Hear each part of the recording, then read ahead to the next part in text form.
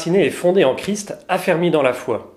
Tel est le message qu'a choisi Benoît XVI pour ses Journées mondiales de la jeunesse à Madrid pour notre été en 2011.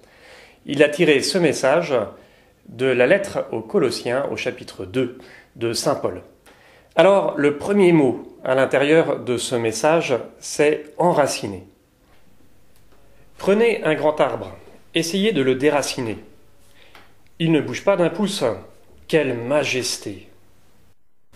Prenez un arbuste, petit, mais il tient, costaud. Prenez du lierre. Si vous tirez dessus, il part. Morale de l'histoire, pour tenir, encore faut-il avoir des racines. Et des racines qui soient à la mesure de notre grandeur.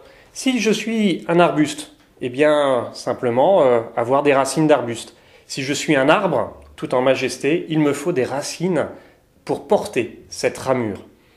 Eh bien, le Christ me dit qu'il faut pouvoir durer, qu'il faut pouvoir donner le temps à ce que dans ma vie, il y ait ces racines qui puissent grandir. Et les racines, où est-ce que je vais pouvoir les mettre? Dans quoi je vais pouvoir les plonger? Le pape nous invite à relire cette phrase de Jérémie, où il dit cette importance de l'eau, du Christ pour nous, comme cette eau vivifiante. Voilà ce qu'il nous dit Jérémie. « Heureux l'homme qui se confie en Dieu et dont Dieu est l'espérance. Il ressemble à un arbre planté au bord de l'eau et qui tend ses racines vers le courant.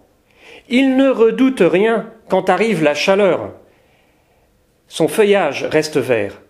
Dans une année de sécheresse, il est sans inquiétude et ne laisse pas de porter du fruit. » Alors, quel fruit j'ai envie de porter?